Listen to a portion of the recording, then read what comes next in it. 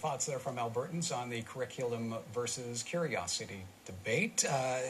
David, where do unschoolers fall within the broader scope of Alberta's education system?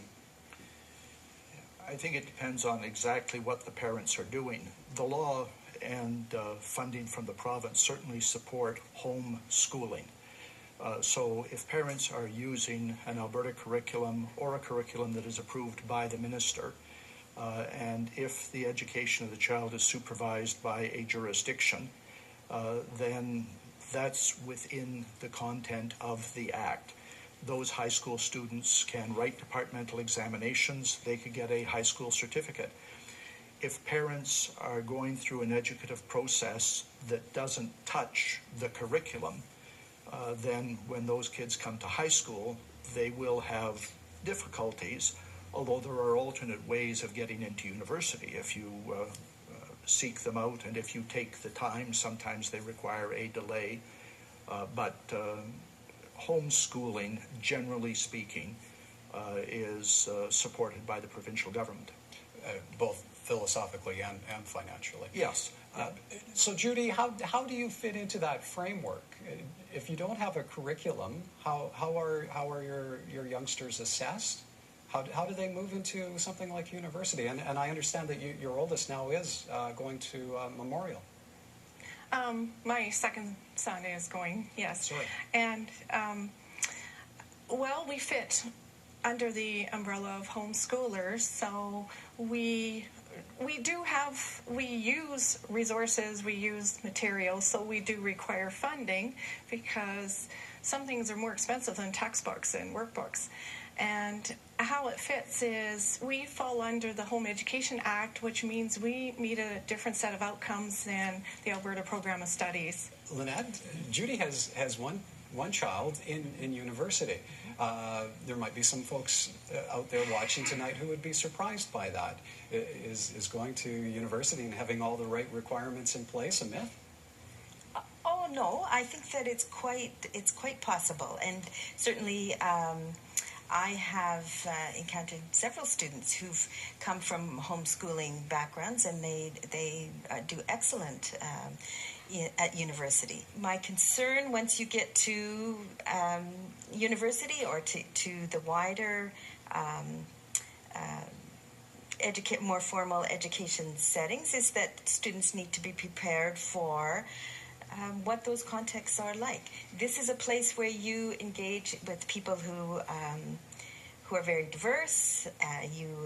There are structures and guidelines that come with a large group.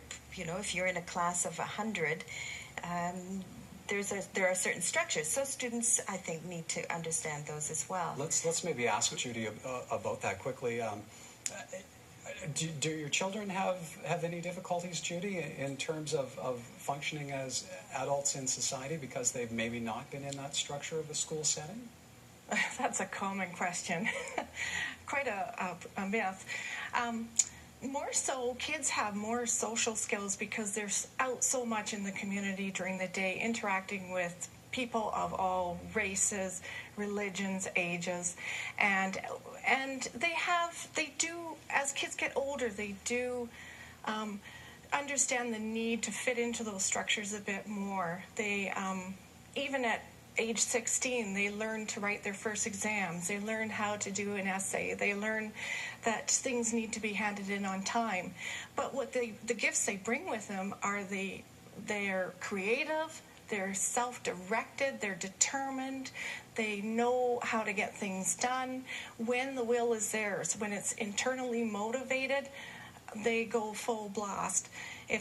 But compared to kids in school, where curriculum is imposed on them, those kids don't buy into what they have to produce, and very often they're winding down when kids who have been self-directed, have followed their passions, are winding up. And that's the way it should be. I have to disagree with that. Let's let David have a quick say on that. Just to speak to that for a moment, because Judy has referred to curriculum. And I agree with a number of the things that she is saying, but I think she misdirects the focus of her concern about origin of this. I'm not an educator. But I'm told the curriculum is 3 levels deep: concepts, content, and specifics. And there was a day when teachers in the classroom were trusted with concepts, and were left a lot of freedom about content and knowledge. It is this tendency that Lynette referred to earlier of central administrations to take a lot of autonomy away from teachers and become more and more prescriptive about content that I think leads to the kind of concern that Judy is describing. And I would say perhaps the proper approach is not that we should look at deschooling, but we should look at a reinvigoration of what goes on in the classroom and more respect for the professional practice of teachers.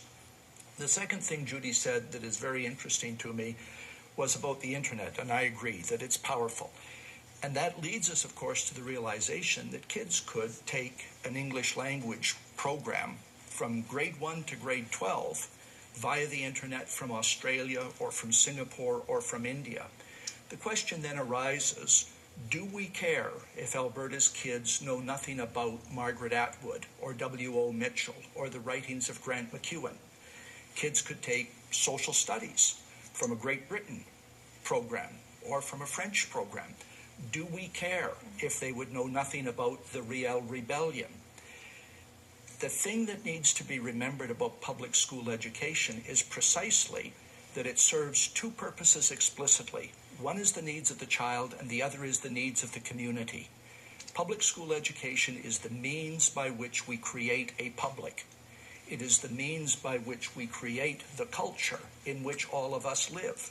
I really want to agree with what you've said, Dave, and I think I'd like to say to Judy as well, when you talk about the desire for creative students, I work with pre-service education students and pre-service teachers every day, and they sound exactly like you, Judy. They are committed to children's creativity and getting the best for each child within their class.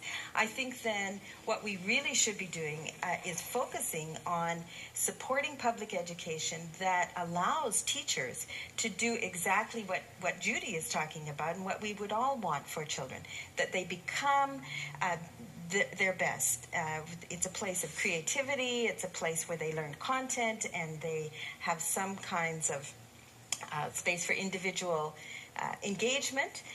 But really, in the bigger picture, we have to be very thoughtful about how we come to create a society and the role education plays in that. Judy, we'll give you one last shot here. Your closing thoughts? I'd just like to say that there's this assumption that kids are uneducated, and I have to say that most unschooled kids are very well educated, the same as their school counterparts, but they just get at it in a different way. Thank you, all 3 of you. Great conversation. That's David King, formerly an Alberta Education Minister and Executive Director of the Public School Board Association of Alberta. Lynette Schultz is a professor in the Faculty of Education at the University of Alberta, and Judy Arnall of Professional Parenting Canada.